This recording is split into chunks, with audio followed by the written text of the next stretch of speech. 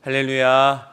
오늘도 새벽을 깨어 나오신 모든 성도님들과 또 영상을 통해 함께하고 계시는 성도님들에게 하나님의 은혜와 평강이 있기를 주님의 이름으로 축원합니다. 오늘 말씀의 제목은 미생에서 완생으로입니다. 미생에서 완생으로입니다. 에베소서 2장은 새 창조와 구원이라고 하는 주제로 두 단락을 나눠볼 수가 있습니다.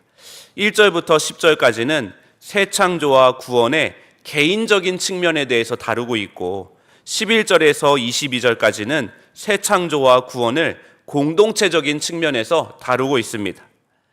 10년 전 유행했던 미생이라고 하는 드라마가 있습니다. 이 미생은 바둑 용어입니다.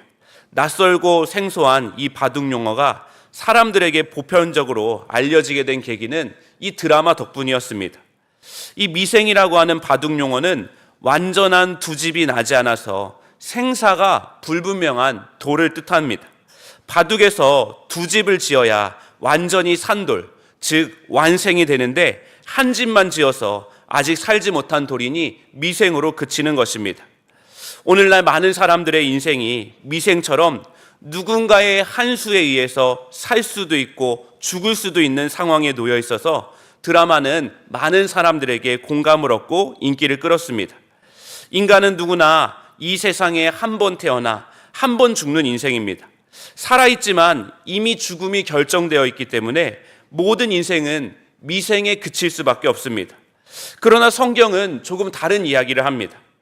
우리는 하루하루 죽음을 향해 가는 인생이지만 예수 그리스도를 믿고 영접한 인생은 그 죽음이 다 찼을 때 새로운 생, 완전한 생, 완생이 주어진다라고 하는 것입니다. 여러분, 오늘 우리가 인생을 마음껏 누리며 하고 싶은 것을 다 하며 살아도 만약 인생이 마지막 순간에 한 집으로 평가받는다면 오늘은 의미가 없는 날이라고 하는 것입니다. 그래서 우리의 삶에는 또 다른 한 집이 필요합니다. 그 집은 어떤 집이냐? 우리 자신이 하나님의 성전이 되어서 지어져 가는 집이라고 하는 것입니다. 미생이었던 우리에게 하나님이 함께하여 주시고 예수 그리스도가 구원의 반석이 되어주실 때 비로소 우리의 인생 가운데 완전한 집이 마련되어질 수 있다라고 하는 것입니다. 사랑하는 성도 여러분, 하나님은 우리 인생이 미생에서 그치지 않고 완생으로 나아가기를 원하십니다. 그 완생의 인생을 이루시기 위해서 하나님이 그리스도 안에서 어떤 일을 이루셨는지 함께 나누며 기도의 제목을 얻고자 합니다. 첫째는 부름에 응답할 수 있는 삶이 되었습니다. 부름에 응답할 수 있는 삶입니다. 오늘 본문 말씀 1절에서 3절 말씀에 우리가 미생의 차원에 머물러 있었을 때 우리의 인생을 세 가지 차원으로 설명하고 있습니다. 어떤 상태였느냐? 먼저 1절에 그는 허물과 죄로 죽었던 너희를 살리셨도다 라고 말합니다. 허물과 죄로 죽었던 상태였다라고 말합니다.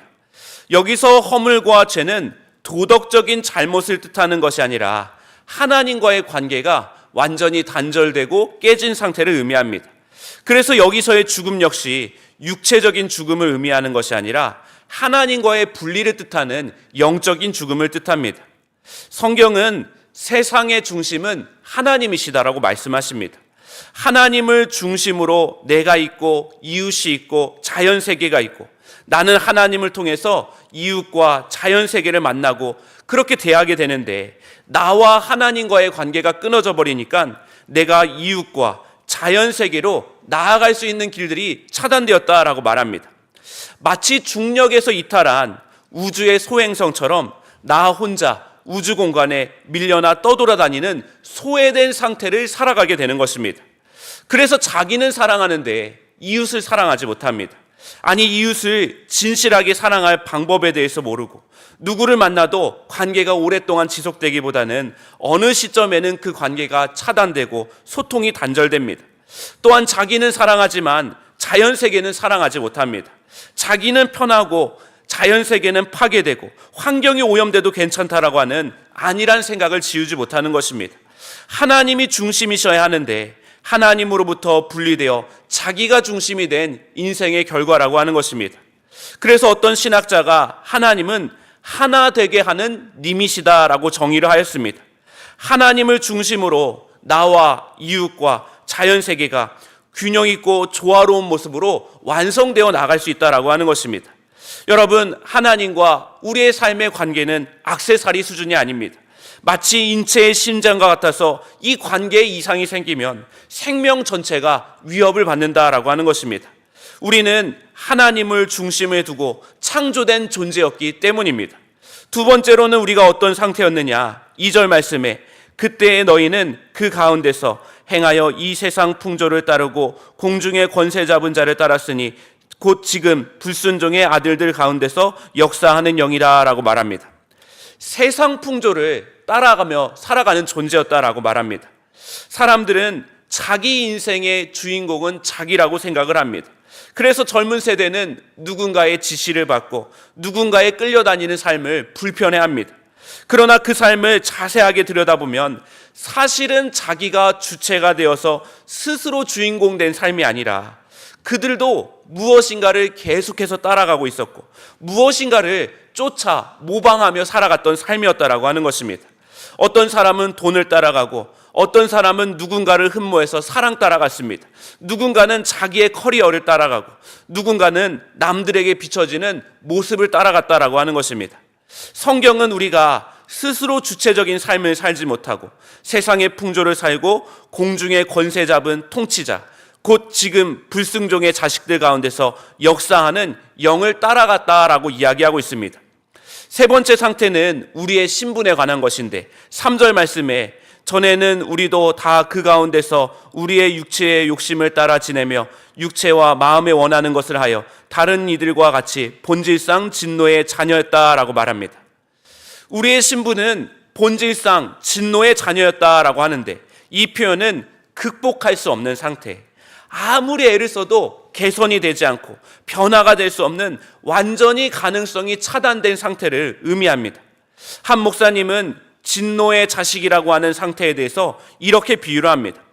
부모가 자식에게 밥이 다 되었으니 밥 먹으러 와라. 아무리 불러도 자식이 응답하지 않는 상태라라고 말합니다. 그러면서 그리스 신화에 나오는 나르키소스라고 하는 인물을 예로 듭니다. 나르키소스는 물에 비춰진 자기 모습의 도치가 되어서 누가 불러도 응답을 하지 않습니다. 그는 자기 사랑에 취해서 며칠 동안 먹지도 자지도 않고 호수에 비친 자기의 모습만 그리다가 그렇게 아사를 했다라고 하는 것입니다. 에리 프롬이라고 하는 사람이 사랑의 중요한 속성 가운데 책임이 있다라고 말합니다. 그러면서 이 책임이라고 하는 영어 단어는 리스판스와 어빌리티의 단어의 결합인데 이것은 응답할 수 있는 능력을 뜻한다라고 말하였습니다. 여러분, 우리가 정말 하나님을 사랑한다면 하나님의 부름에 응답할 수 있어야 합니다.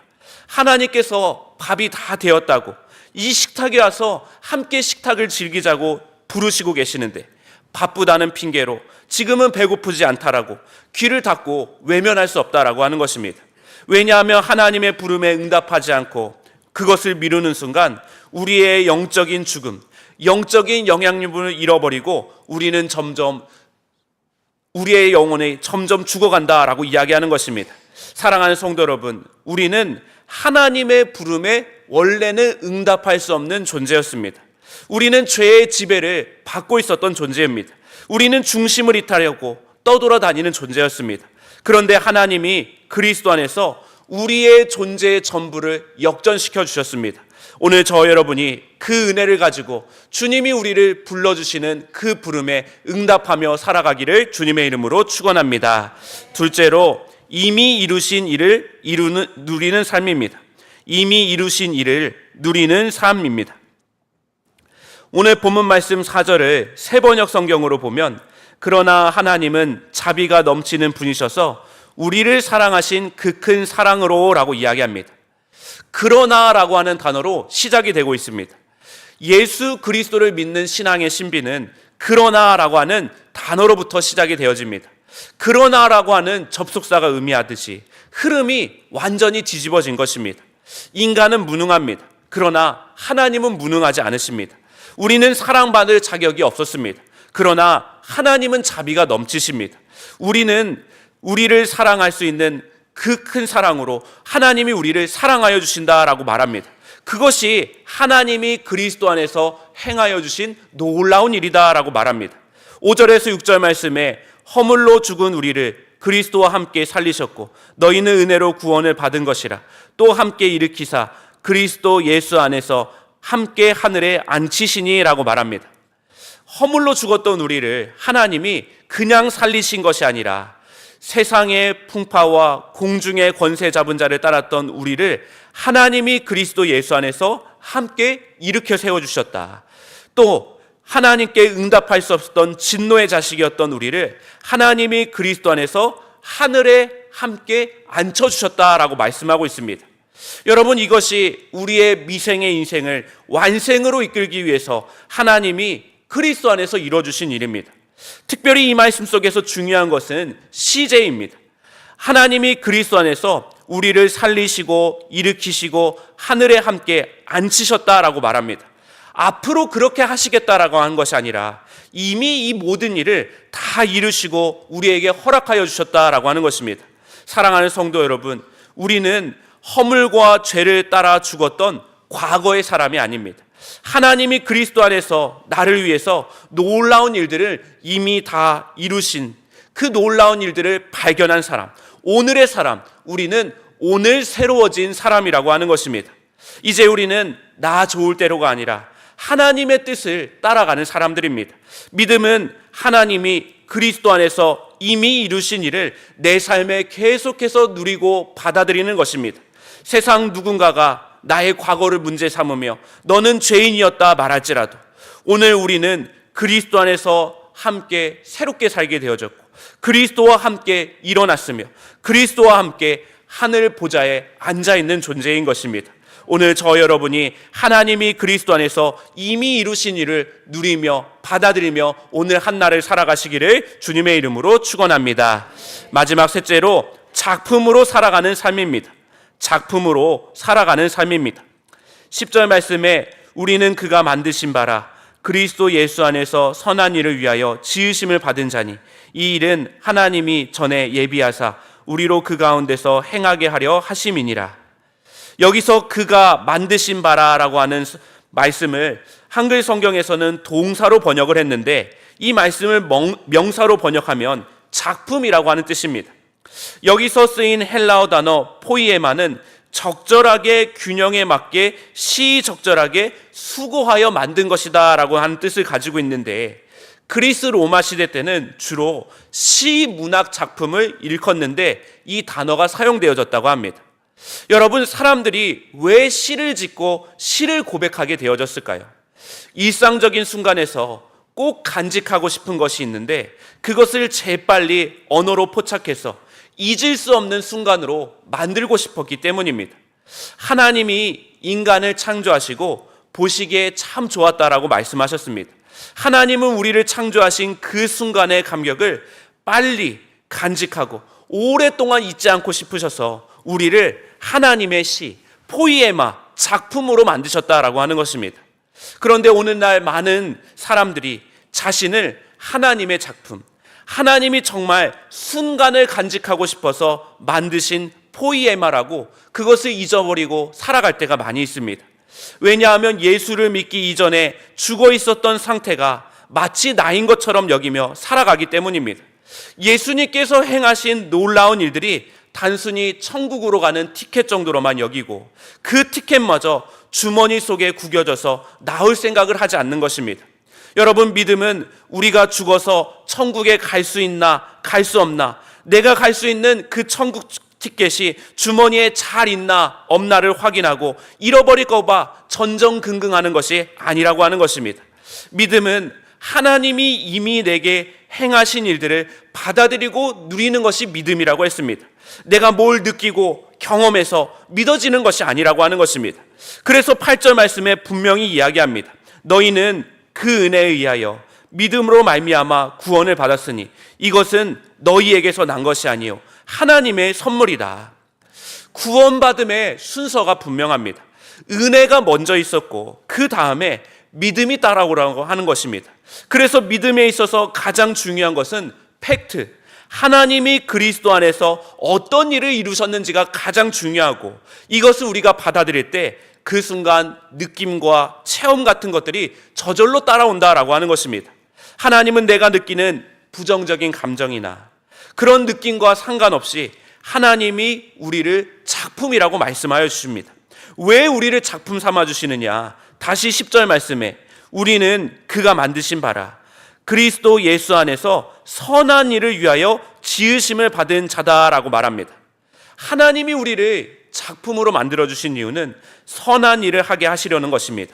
우리는 하나님의 부르심과 요구에 응답할 수가 없는 사람들이었습니다.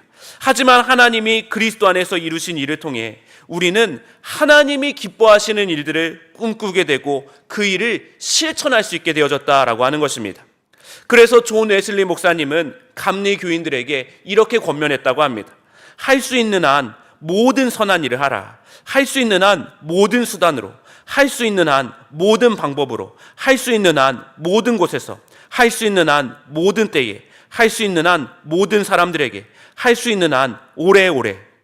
오늘 저 여러분이 하나님의 작품으로 살아가 세상의 여러 미생의 인생들을 만날 때마다 그들을 하나님의 완생의 인생으로 인도할 수 있도록 선한 일들을 감당하며 살아가시기를 주님의 이름으로 간절히 축원합니다. 기도하시겠습니다. 온 세상을 창조하시고 우리를 하나님의 작품으로 만드신 창조주 하나님, 허물과 죄로 죽었던 미생의 인생을 하나님이 그리스도 안에서 이루신 완생의 인생으로 나아갈 수 있도록 길을 열어주심에 감사를 드립니다. 이 땅에서 언제 사라질지 모르는 땅에 집을 짓느라 두렵고 불안한 삶을 이제는 돌이켜 이 땅에서 저 하늘의 집을 짓고 살아가는 삶이 되기를 원합니다. 이 시간 나를 중심으로 살았던 삶을 청산하게 하여 주시고 하나님을 중심으로 다시 한번 마음에 모셔드리기를 원하오니 우리 가운데 성령께서 임재하시고 우리를 도와 주시옵소서.